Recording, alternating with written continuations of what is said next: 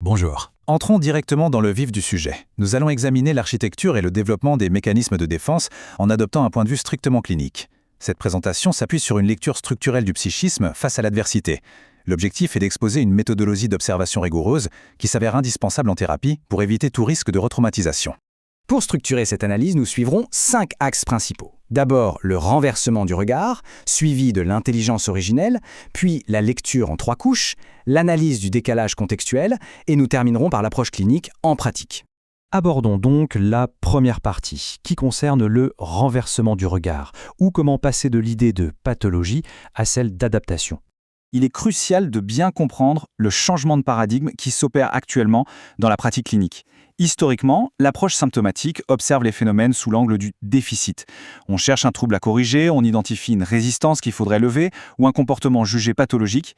L'approche intégrée, quant à elle, hérite des travaux récents en traumatologie et en systémie. Elle propose une grille de lecture très différente.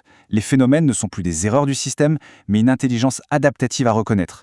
On y voit une part protectrice du psychisme, une véritable réponse de survie. Ce déplacement théorique constitue le fondement de notre propos. Passons à la deuxième partie, centrée sur l'intelligence originelle et la genèse de ces stratégies de survie. Les mécanismes de défense ne se forment pas au hasard. Ils se structurent en réponse à des contraintes environnementales très spécifiques lors du développement. On peut les classifier selon leur fonction. Par exemple, la nécessité d'assurer sa sécurité physique dans un environnement violent génère souvent un mécanisme d'hypervigilance. Si l'enjeu se situe au niveau de la sécurité affective, notamment face à un attachement insécure, on observera plutôt des comportements de suradaptation relationnelle, ce qu'on appelle parfois le people pleasing. Enfin, si c'est l'estime de soi ou l'identité qui est menacée, le psychisme peut développer un perfectionnisme rigide pour assurer une forme de sécurité identitaire. Chaque stratégie remplit donc une fonction de préservation tout à fait précise. Ces stratégies ne sont pas uniquement psychologiques, elles s'ancrent profondément dans notre neurobiologie, et plus précisément dans les états du système nerveux autonome. Si on s'y penche de plus près, l'état vagal dorsal se manifeste souvent par la dissociation, ce qui offre une protection par la déconnexion. L'état sympathique, lui, va déclencher des réponses de combat ou de fuite, assurant ainsi une protection par l'action. Quant à l'état vagal ventral dysrégulé, il induit des dynamiques de fusion, ce qui constitue une tentative de protection par la connexion à l'autre. Il s'agit d'une architecture neurobiologique à la fois réactive et parfaitement fonctionnelle. L'observation clinique permet d'illustrer ce modèle de manière très concrète. Prenons le cas d'un patient adulte, que nous nommerons Tibet R, qui présentait des rituels de vérification compulsifs. En explorant son histoire, la fonction originelle de ces actes est apparue de façon limpide. Enfant, le fait de vérifier que tout était bien fermé permettait de moduler la colère paternelle et de pallier les départs imprévisibles de sa mère, lui donnant l'illusion d'un contrôle. Ce comportement n'est donc en aucun cas l'émergence d'un dysfonctionnement spontané. C'était simplement la mise en place du seul système de contrôle disponible et efficace pour cet enfant dans ce contexte bien précis. Ce qui nous amène à la troisième partie, la lecture en 3 couches, pour analyser l'anatomie même d'une défense. Pour analyser structurellement un mécanisme de défense, il faut l'examiner simultanément sur 3 strates qui interagissent en permanence. La première strate est le soma, c'est-à-dire l'état neurobiologique sous-jacent que nous venons d'évoquer. La deuxième est la psyché, qui regroupe les croyances organisatrices et les loyautés invisibles qui se sont formées. Enfin, la troisième strate est la praxis, qui désigne les comportements relationnels directement observables de l'extérieur. Il est fondamental de comprendre que toute intervention clinique doit prendre en compte cette tripartition. Si l'on omet une de ces strates, l'intervention risque de ne pas être opérante. Abordons maintenant la 4e partie, l'analyse du décalage contextuel, qui explique la persistance de ces mécanismes dans le temps. On se demande souvent pourquoi une défense perdure à l'âge adulte alors qu'elle n'est plus utile. L'explication se trouve dans une équation clinique fondamentale. Une défense que l'on qualifie d'adaptative est en réalité la somme d'une adaptation d'origine qui était pertinente et d'un contexte présent qui est devenu inadapté. Le mécanisme intrinsèque ne comporte aucun défaut structurel. Le véritable problème, c'est le maintien de cette stratégie de survie face à un environnement actuel qui ne présente absolument plus les caractéristiques de la menace initiale.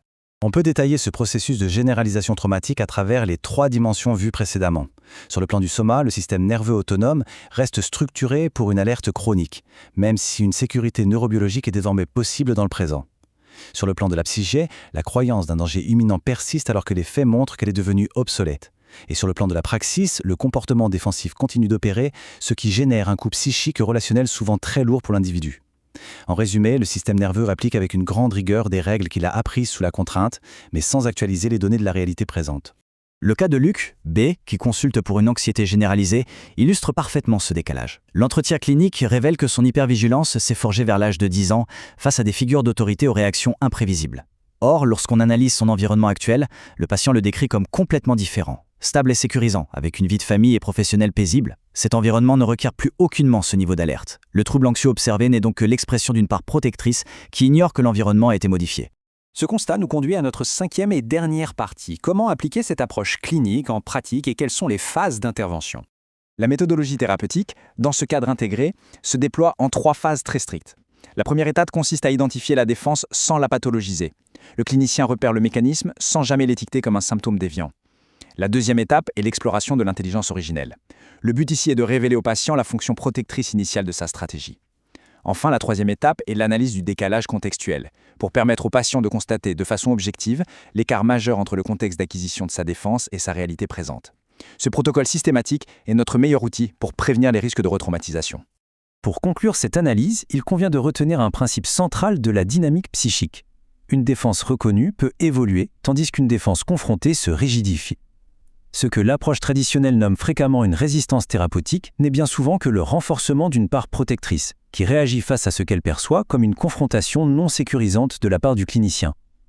Le succès de l'intervention repose sur la capacité à valider la légitimité historique du mécanisme.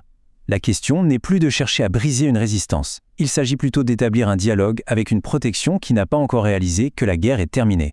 Ce contenu vous est offert par le Dr Sandrine de Montsabert pour le manuel des sagesses de vie des enfants polytraumatisés du XXIe siècle dans le cadre de la formation et des thérapies Integria. Parle pour être.